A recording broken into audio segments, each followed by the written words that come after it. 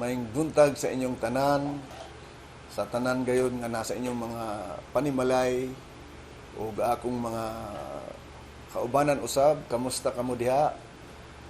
Mga kauban akong pastors, kauban ako sa simbahan diha sa Peace Assemblies of God. Maayong buntag kanyong tanan diha sulod sa inyong panimalay. Ang Dios magapanalangin kaninyo. Ang tanang mga presidente sa nagkanlaing nasod, ingon nila walay na mahimo ang ilang ingon nga sila usa ka presidente sa ilang nasod. Ang ilang presidential power wala na gyud mahimo.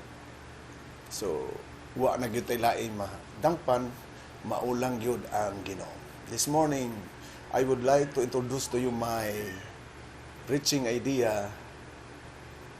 It's all about God gave us help. Ang Diyos maulay makahatag og tabang kanato. God give us help. Nga makita din ni sa Psalms 107. Mag-start gikan sa 1 hangtod sa 32. Medyo taas yung kain ni siya.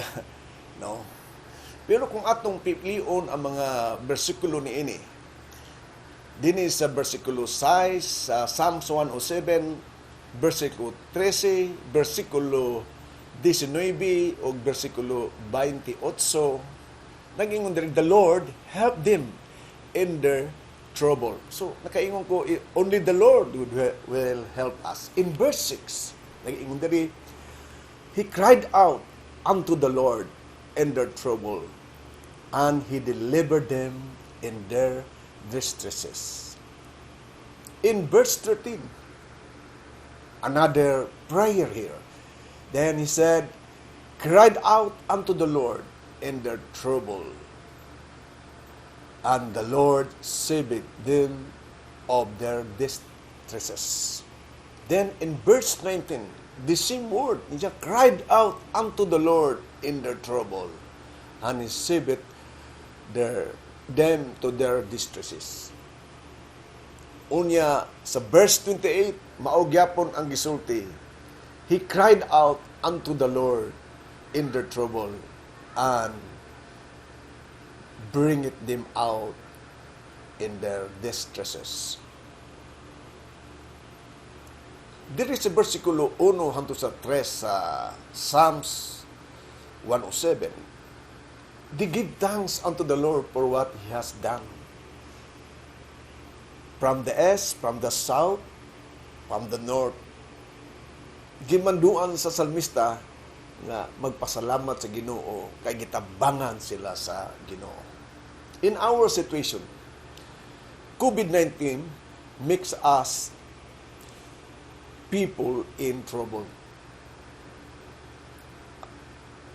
Nga ang katawhan nagkaguliyang na naa karon sa kasamok ang ilang mga nauna. Because no cure, only their a strong immune system that help. Kung taas ang immune system, murag matabangan ka, pero kung senior citizen ka, o ka na kay mga sakit daan, murag dali lang ka maigo ni ini. So, people are in trouble. World, nation, community are in agony or in distress because of this virus. Even presidents or President Duterte in his speech itong isang adlaw o gahapon ba to, ingon niya dili na niya kaya sa iyang power as a president of the republic. Only God can help us. Mao kini ang iyang gihamulong. The story of Psalm 107, o the soldiers of Babylon took the Jews away from their own country. 70 years later, they came home again, and they wrote these psalms. They were prisoners in Babylon. Mabasa nato na sa verse 10 to 16. prisoners are people who are in prison, not free. They had done what was wrong in verse 17 to 22. That is why they were not free. But the Lord, again, sa verse 4 to 9, He redeemed them or saved them from their enemies. The journey was so difficult. So they must tell the Lord how good He was. Nga ang Diyos maayo gayud diha ka nila. So kining Salmo 107 mao kini ang kasaysayan nga ang katawan sa Israel naa sa Babylon. They were captives there. Unya atong nakita sila 70 years sila nag-agulo dito. Unya gipagawa sila, gipapauli sila. Sa diyang paglakaw nila, dili na sila katultol ug daw nawala sila. Unya nag-ampo sila sa Ginoo. Then gitabangan sila og gilukap. Dito pa sila sa Babylon, masakiton ang ilang lawas tungod kay sa adlaw nagatrabaho sila. Unya ginalatigo sila sa mga sundalo sa Babylonia. Nagmusay ugwa na sila ganang mukaon. O inungdan ani tungod sa ilang sala sa Ginoo, disobedient sa Ginoo. Unya ato nakita binilanggo sila. Mao na hinungdan nga di wa sila gana. Sa dilang gi-release na sila sa pag-release sa ilaha. Pag-uli nila, lakaw sila o ang uban ni adto sa dapit aron mamalit dito sa baybayon sa mga negosyante dito. Nakay sila. Unya nakadangat sila og bagyo. Ug naghilak sila ug anton nitawag sila sa Ginoo ug ang Ginoo nagtabang kanila. Mao kani ang story sa Psalms 107. So what Psalms 107 means? There are 4 pictures how God give us help in our trouble. First, the Lord give help to people that were coming home and lost their way. That is in verse 4 hangtod sa verse 9. No. So nag-ingon diri Psalms 107 verse 4 to 9.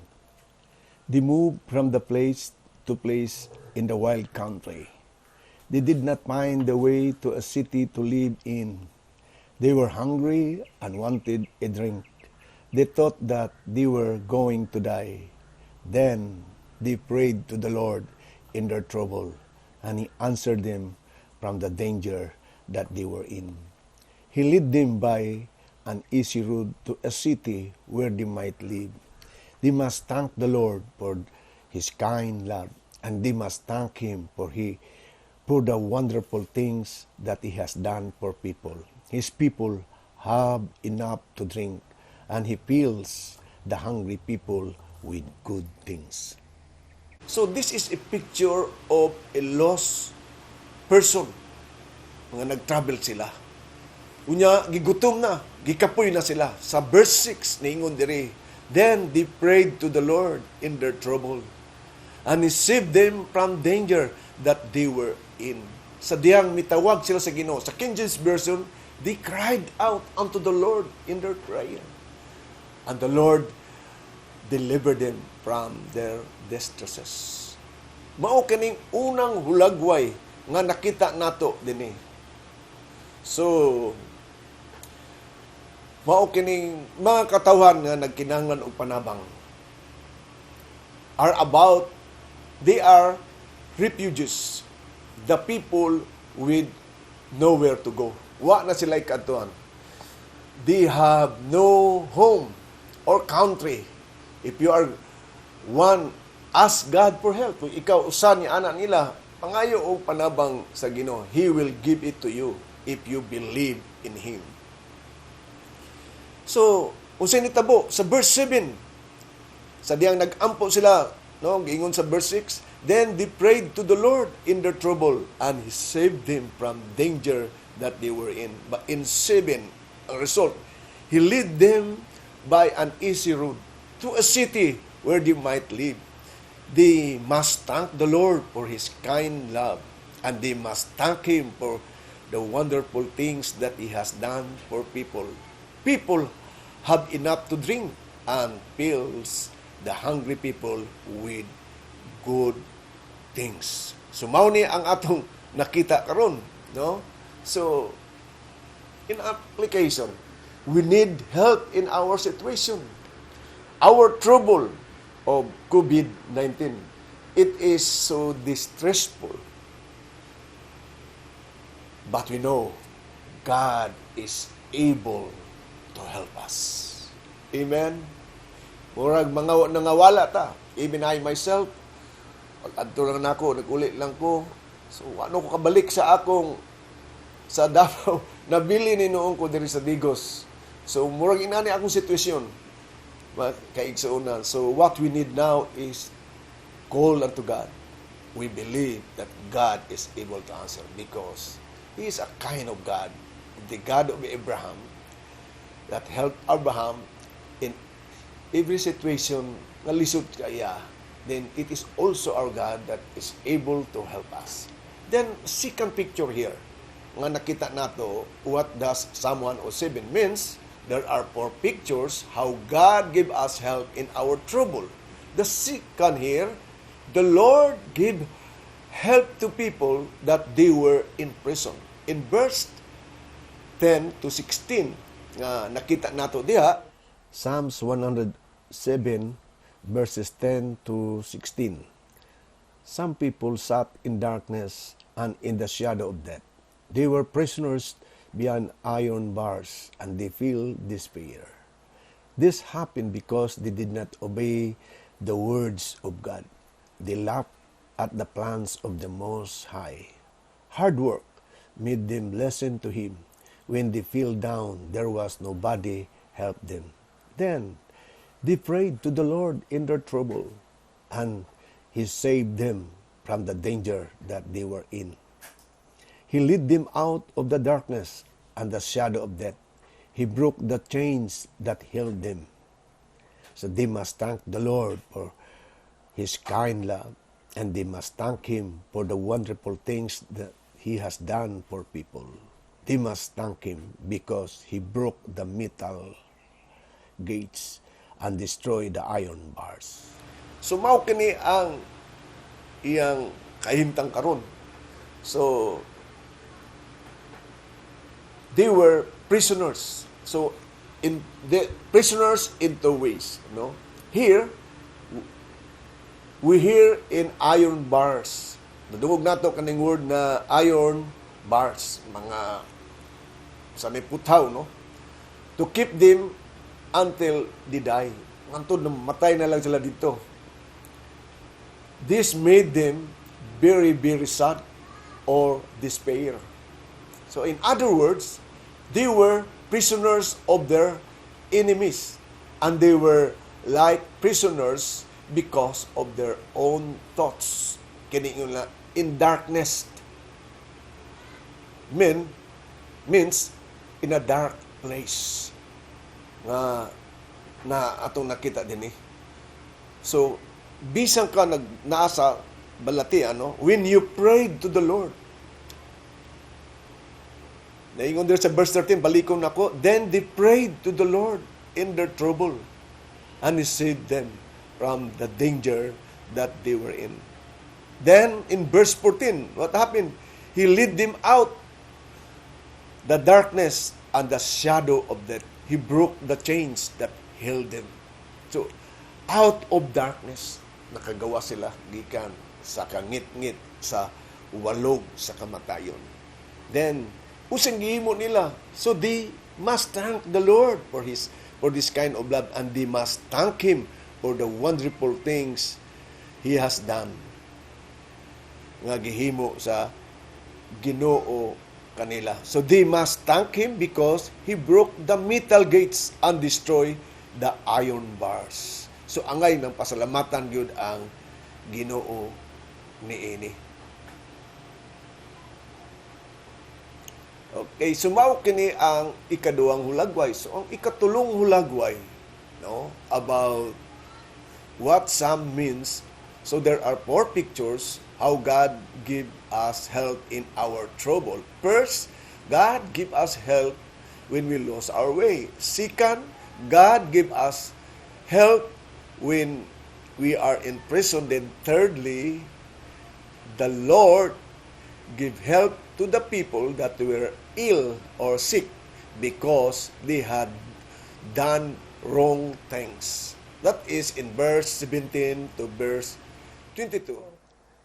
In Psalm 107, verses 17 to 22, fools went away from the right road, and they were in pain or sick because of their sin. They would not eat any food, so they nearly died. Then they prayed to the Lord in their trouble, and He saved them from the danger that they were in. He sent His word, and He healed them. He saved them from death. So they must thank the Lord for His kind love. They must thank Him for the wonderful things that He has done for people. They must give offerings of praise, and they must sing about what He has done. This is a picture of a sick person. In verse 17, nag-ingon diri, fools went away from the right road and were in pain because of their sin. So, the word here, sa verse 17 atong nadungog, the right word, the right road, no? What does it mean, the right road here? Nag-ingon sa verse, fools, ang buang-buang, no? Ingon dito, went away from the right road and were in pain because of their sin. So naa sila sa pag-agulo, in pain because of their sin, sa ilang mga sala. What does it mean, the word nga right road? Here means the right way to live. So tungod kay wala sila nagpuyo nga matarong diya sa Ginoo, manong naulipon sila ug na-conquer sila. Imagine, they were na-divide pud sila. Ang north o ang ang Israel na-divide. Unya nibiya sila sa pag-alagad sa Ginoo. Kuyog sila sa nautan nilang mga hari. Antod, ang Ginoo sab nagsubo, naguol. Gibiyaan sila, sa diyang gibiyaan sila, ang hitabo sa kung naulipon sila. In Babylon alone, 70 years sila dito captives. Then, sa diyang naginulsol sila, nagampo sila sa Ginoo, giril sila. Anto gihatag na po sila sa Assyria, anto sa time ni Nehemiah, no? Anto naka-release o nahibalik ang Israel. So, diri sa diyang nibalik sila sa Ginoo, sa diyang nihilak sila sa Ginoo, sa diyang niampo sila sa Ginoo, ni tuaw sila sa Ginoo, then God hear their prayers. Gidungog ang ilang pag-ampo. So, mao kini ang atong nakita karon, no? Now the situation is they were ill or sick, no? Tungod kay ikaw ba dili magmasakiton, ulipon ka dito, gamay lang pakaunon si mo, inya latiguhon ka, patarbahuon ka. So natural nga magkasakit ka diri. Tungod ni ini inungdan nga nung napanis sila, naulipon sila kay nibiha sila diya sa pag-alagad sa Ginoo. In verse 18 ato nakita usab diri, no? Nga nag-ingon sa verse 18, they would not eat any food, so they nearly die. So, perhaps they were too sick in this situation. No, masakiton sila ani kining kuan nga almost mamatay. Sa verse 20, ato nakita usab diri, He sent His word and He healed them and saved them from death. Gipadala niya ang iyang pulong, no? Sa verse 20 sa verse 19 nagtawag bang sila sa Ginoo. Ingon sa verse 19, then they prayed to the Lord in their trouble, and He saved them from danger that they were in. So what happened in verse 20? He sent His word and He healed them and saved them from that He sent His word can mean two things. First, ano ingon nga, He sent His word. So what does it mean? It means two things. God spoke to them and healed. Morning number one. Ikadua, God sent one of His servant to heal them. Or mark of well again. So, padala niya either an angels or servant niya nga mga prophets or priest sa atong panahon o mga pastors o any servants of the Lord to send and pray over them. So, mao kini atong nakita. So, sa verse 19, ingon niya, then they cried out unto the Lord in their trouble. Then He saved them. So, there is a verse 22. Nakita nato ang word diri, no? Sa verse 22.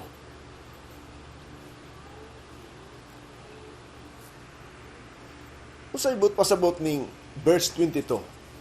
Atong basahon sa verse 22 nag-ingon diri. They must give after sa gitubag sa Ginoo, they must give offerings of praise and they must sing about what He has done. So din is sa verse 22 talking about an offering. What does it mean, offering? So maybe an offering is something that you give to someone. In the book of Psalms, the writer mean an animal. They would kill an animal and then born it. They believe that this made God happy. Ilang gituan ang Ginoo magmalipayo niini sa diyang aduna sila ihalan niini. So naghatag sila offering unto God, no? Tungod kay nalipay sa gitubag sa Ginoo. Ang word praise, no, is to tell someone that they are very great, no? Nga sila kung kayo sila, fortunate sila tungod kay gidungog sila sa Ginoo. Ilang gidayeg ang Ginoo. Okay. So, mao kini ang atong nakita. Then, fourthly and lastly, atong nakita diri, there is a verse 23 unto sa 32. So, fourth, the Lord gave help to people that they were in sea.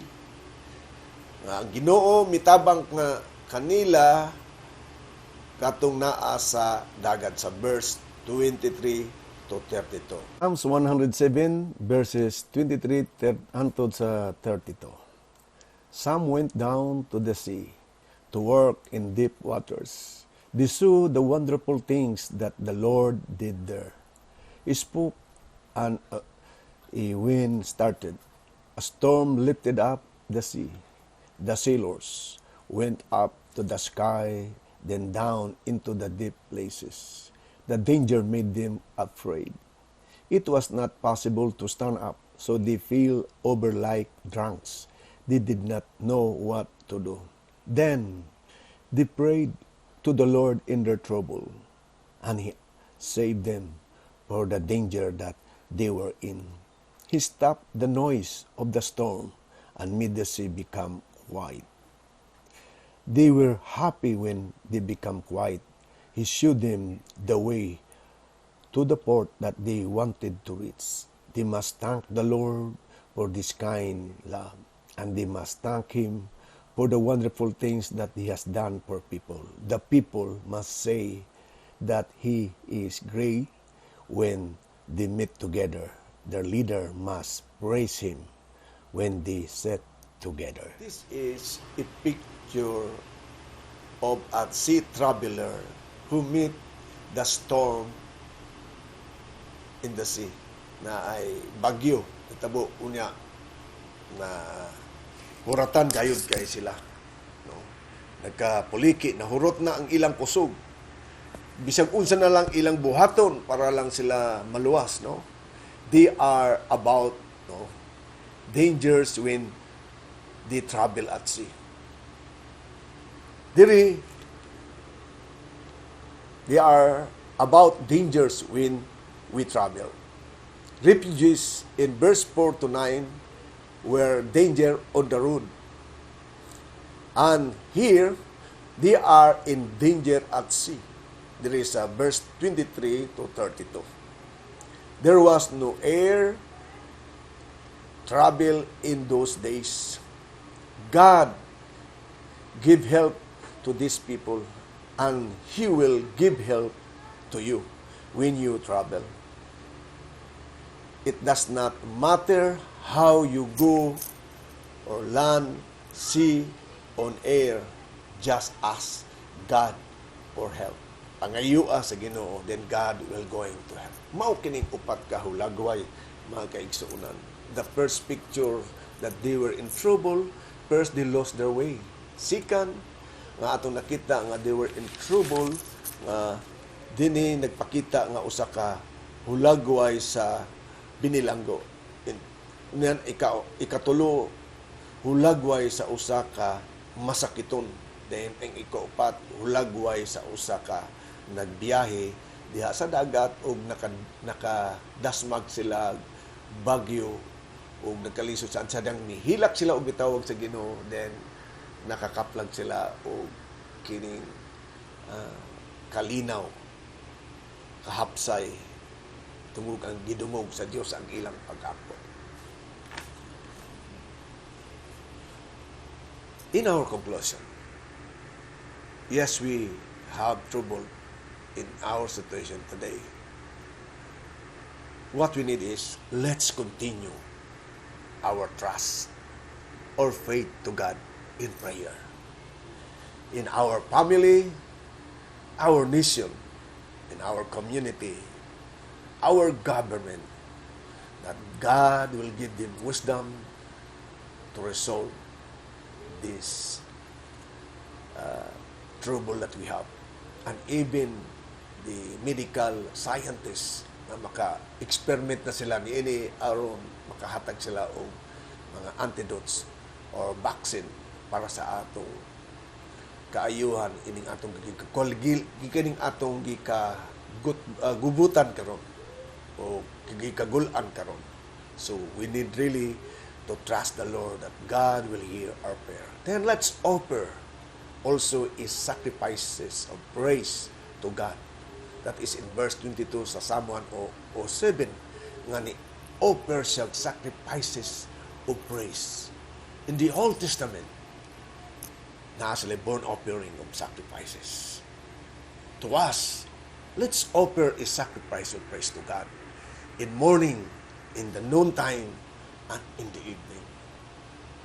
Masama sa gihimo ni Paul ug Silas sa diyang they were in trouble also. Gidakop sila o gibilanggo sila.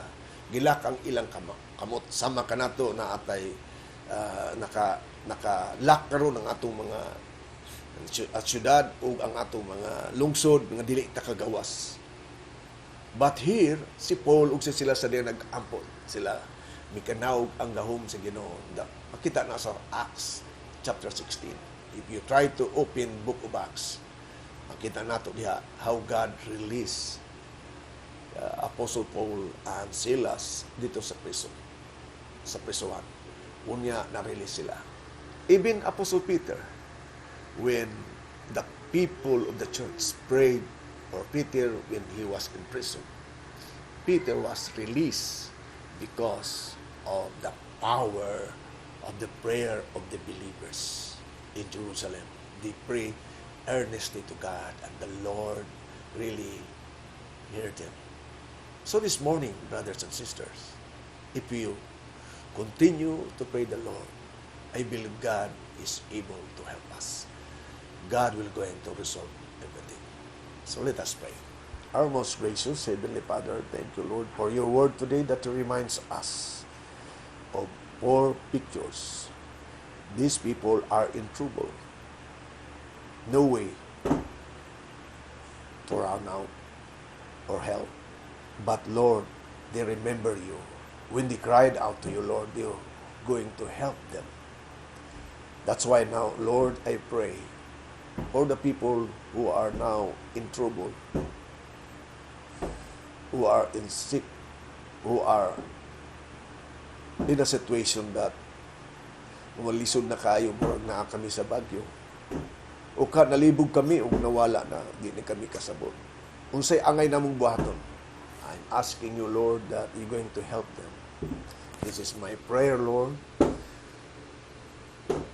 Sa mga tao karon nga naasa karon sa kalibog, kalisod. Nag-ampo ako sa among mga kagamahanan sa among government na ikaw Ginoo magtabang kanila, Lord. Maghatag kanila sa wisdom, maghatag kanila o kaalam gayud Ginoo bisan pa sa among mga sa naakaroon sa pagpanambal Ginoo. Ikaw Ginoo sa maghatag kaalam nila Ginoo nga kani matagaan og right vaccine Ginoo aron kini mahuman ug matapos kini among kaguliyang Ginoo. Ampo ko sa matag usa. Lord, na magpadayon ikaw sa pagtabon kanamo sa imong dugo nga giula sa cross. Salamat sa gahom sa imong dugo sa cross Ginoo. Able to cover us. Lord, mao kani akong pag-ampo sa matag usa sa ngalan ni Jesus. Amen and amen.